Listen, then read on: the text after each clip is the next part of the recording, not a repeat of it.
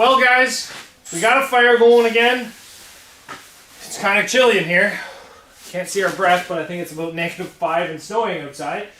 And we're going to be putting some Chinese parts on this. So Steven's going to start taking apart the manifold, and I'm going to show you all of our Chinese parts. Right from China. They're over there. Only some of them are over there. I got to show you guys the shittiest China part of all of them. I want to see the manifold. Oh, buddy, you want to see shitty China? I'll show you shitty China. Look at this casting defect. What in the... Did it come like this? It came like that. This is how it came. You can't. I can't even see if that goes all the way through because it's on the back channel, so it's through this one. Wait, check it. No, you gotta go through this one or the first one. I'm not seeing any light, but I don't think that's really how that works. Yeah, it is. If it's all the way bright ass light in my eyes, so we need like a light, cell phone light. We're idiots, guys, but that's okay. You love us. I'm not seeing any light through there. But like, it's fine. Anyway, let's show you guys this casting defect. It's on crack. Can you guys see that? Right there. Right there. Yep. That right there. That's a casting defect. Oh, so let's get this manifold off. We'll get this turbo manifold on. Now, oh, you need some hands? Yeah, maybe.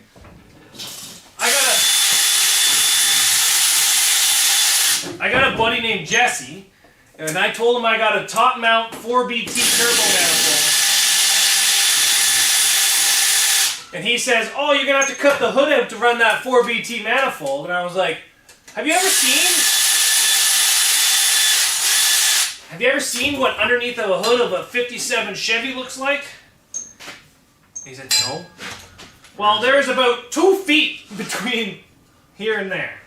You looking for the other manifold? Yeah. It's on the other tire. I have the gaskets too.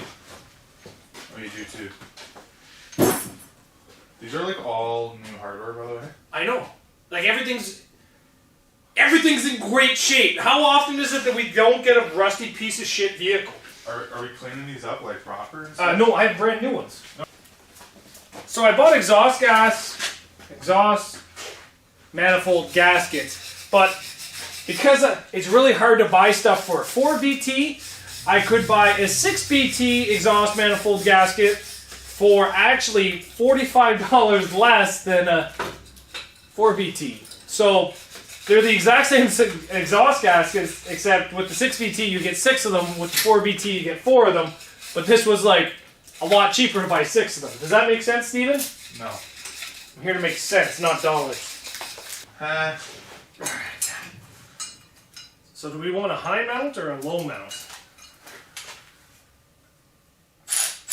High. Or do you want low? No. Oh my god, no way. It would fit really nicely.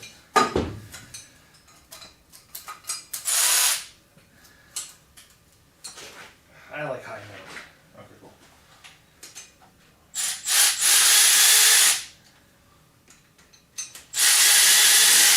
You probably let go. Okay, you want to do one of the back ones?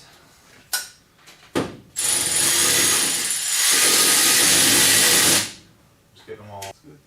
Yeah. Okay, so we got those on there. Turbo time. These are going to hit the intake.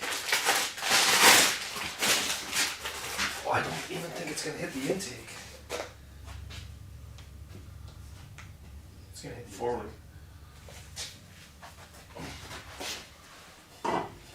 It's gonna hit the intake. Alright, intake off. 10 mil, I think. Oh, we have to put this turbo back for a minute. It's funny because the turbo came with new exhaust manifold gaskets too. Another different style though.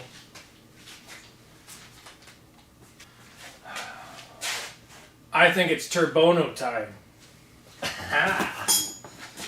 Now we can clock it and everything.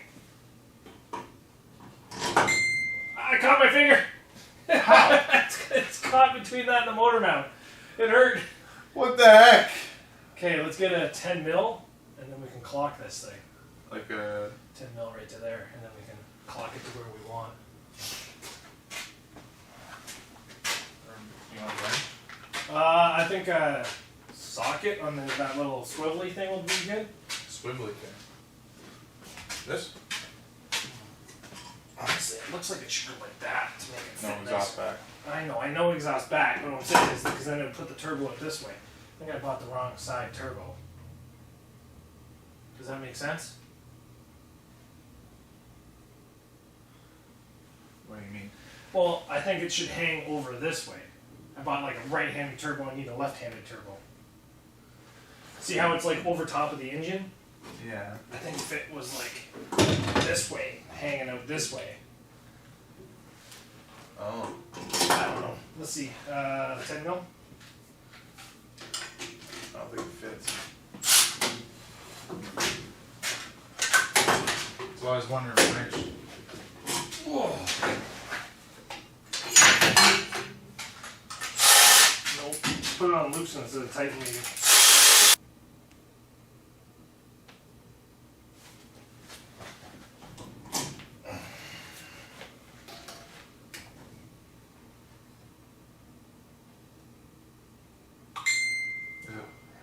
It'd work better. It's long. Because it'd be like right about there, wouldn't it? Actually, no, it'd be like right about Be there. flat. It's a flat almost. But this way. So like that. Yeah.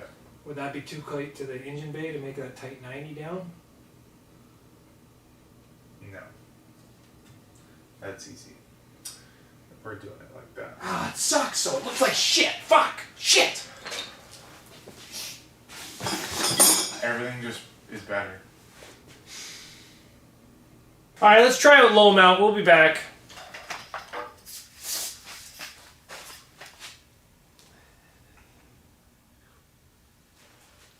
So Steven's gone, and he left me unattended. So what we've done is we flipped the exhaust manifold from a top mount to a bottom mount. It's depressing. It doesn't show off the Cummins turbo at all. It's more of a factory look. Not much more I'm going to say about that. We got the oil feed line hooked up. We got the oil return line hooked up, but it was too short, so I had to cut it, and I don't like it. So I'm going to do some research to see if there's a longer one or what I can do to see what I can do. We got the turbo mounted. Very, very shitty job. The 5/8 ratchet hit everything. Sorry, the 5/8 wrench hit everything, so I got a shorter wrench, still hit everything. I found the source of the oil leak, and I think it's the drain plug. So we're going to promptly ignore that. Turbo manifold on, oil feed line return. We also got the transmission cooler lines on. Even though this is a manual, the ZF6 has cooler lines. So I think that is about all we can do today. I think today was a pretty good day. I got all the bolts in the suspension. I got the transmission mount completely done. I got the cab put back on. I got the turbo on. It's been an exhausting day. But I think we did it. So, saying that, I think that's where we're going to end it. So, things I need to do tonight. I need to find a longer return line for the turbo. I need to find a clip, like an exhaust.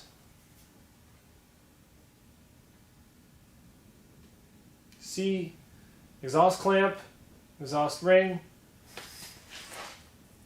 Whatever these things are called. Jeez, I can't think of them right now. I can't think of the name. V-bands! Jeez, V-bands. Well, it looks like I have some here.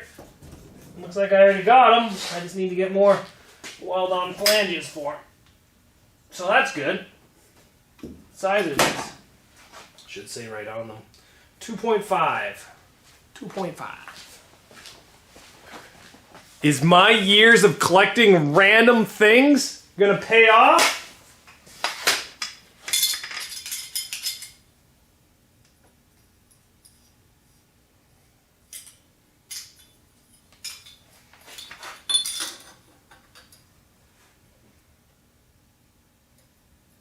No, no it is not. Which means I need to get my tombstone welder back so I can do TIG welding. So that's cool.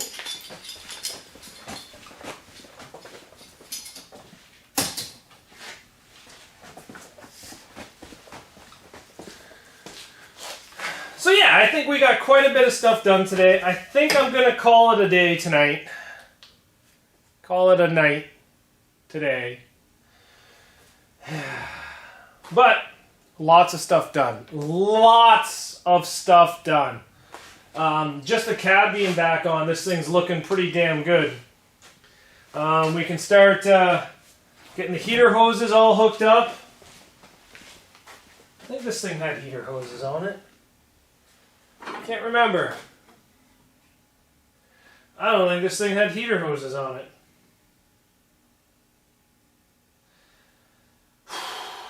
Well, this is all stuff that we're going to have to figure out because there's still a lot of... Oh, there's a heater line right there.